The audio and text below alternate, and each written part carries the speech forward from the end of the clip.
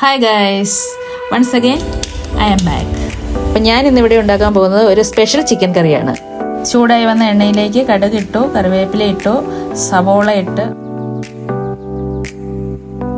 സവോള brown colour ആകുന്നിടം വരെ നമുക്ക് അടിയിൽ പിടിക്കാതെ നന്നായി ഇളക്കി കൊടുക്കാം.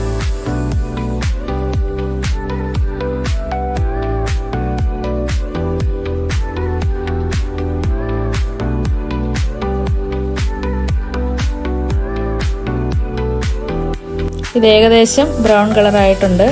ഇതിലേക്ക് നമ്മൾ ജിഞ്ചർ ഗാർലിക് പേസ്റ്റ് ആഡ് ചെയ്ത് കൊടുക്കുക.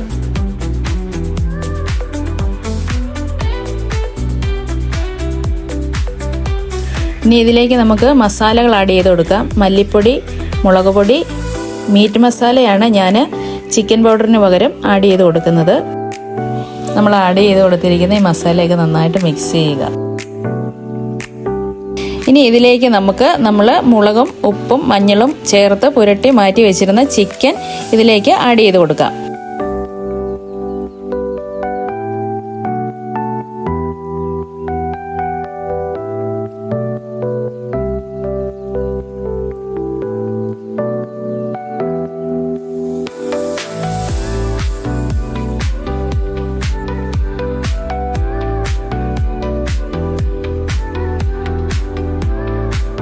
ഇനി നമുക്ക് ഇത് ചിക്കൻ എല്ലാം കൂടെ ഒന്ന് മിക്സ് ചെയ്ത് നന്നായിട്ട് ഒരല്പം വെള്ളവും കൂടി ഒഴിച്ച് മൂടി വെച്ച് വേവിക്കാം.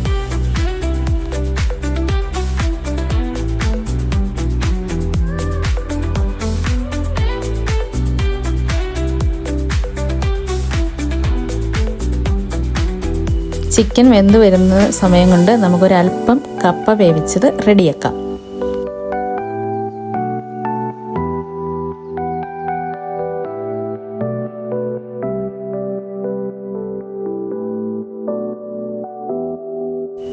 അപ്പോൾ ചിക്കൻ ഏകദേശം റെഡിയായി വന്നിട്ടുണ്ട്. ഇനിയാണ് മെയിൻ ഇൻഗ്രീഡിയൻസ് നമ്മൾ ഇതിലേക്ക് ആഡ് ചെയ്യുന്നത്.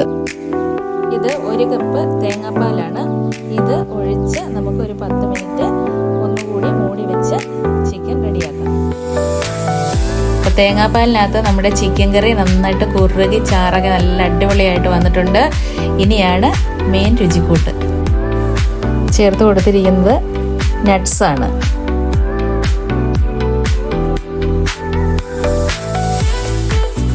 അപ്പം നമ്മുടെ കപ്പയും ചിക്കൻ കറിയും റെഡി ആയിട്ടുണ്ട്. Final look.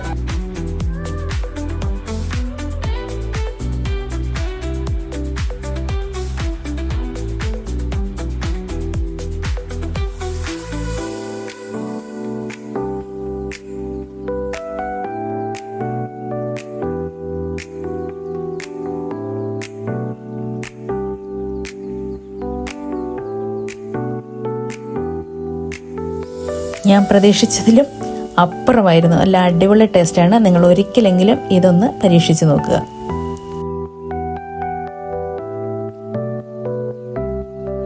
നമ്മുടെ ഇടുക്കിക്കാരുടെ ഒരു മെയിൻ ഭക്ഷണമാണ് കപ്പ വേവിച്ചതും ചിക്കൻ കറി, അല്ലെങ്കിൽ മീൻ കറി, അതല്ലെങ്കിൽ ബീഫ് കറി. മസാല നന്നായിട്ട് മിക്സ് ചെയ്ത് 10 മിനിറ്റ് നേരം നന്നായി മൂടി വെച്ച് വേവിച്ച ചിക്കൻ 10 മിനിറ്റിന് ശേഷം ഓപ്പൺ ചെയ്ത് നോക്കിയപ്പോഴത്തേന് പാകമായി വരുന്നു. അതിലേക്ക് ഞാൻ 1 കപ്പ് തേങ്ങാപ്പാൽ ചേർത്ത് കൊടുത്തു. തേങ്ങാപ്പാലിനകത്ത് നന്നായിട്ടൊന്ന് കുറച്ചും കൂടി നേരം എടുത്ത് വെന്ത് കുറുകി വന്നപ്പോഴത്തേനും അതിനകത്ത് മെയിൻ ഇൻഗ്രീഡിയൻസ് ആയ നട്ട്സ് ഞാൻ ഒരു 50 ഗ്രാം നട്ട്സ് നന്നായി അരച്ച് അതിലേക്ക് മിക്സ് ചെയ്യുന്നുണ്ട്. അതാണ് മെയിൻ ആയിട്ടുള്ള ഇൻഗ്രീഡിയൻസ്. അപ്പോൾ ഇത് നിങ്ങൾ ഒന്ന് ട്രൈ ചെയ്ത് നോക്കുക. വളരെ ടേസ്റ്റിയാണ്.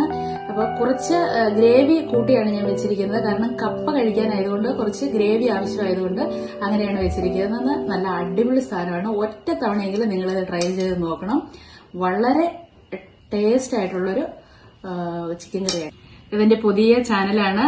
അതുകൊണ്ട് എല്ലാവരും സപ്പോർട്ട് ചെയ്യുക, ലൈക്ക് ചെയ്യുക. ഇതുപോലെയുള്ള നല്ല നല്ല വീഡിയോകളുമായിട്ട് ഞാൻ ഇനിയും വരുന്നതായിരിക്കും.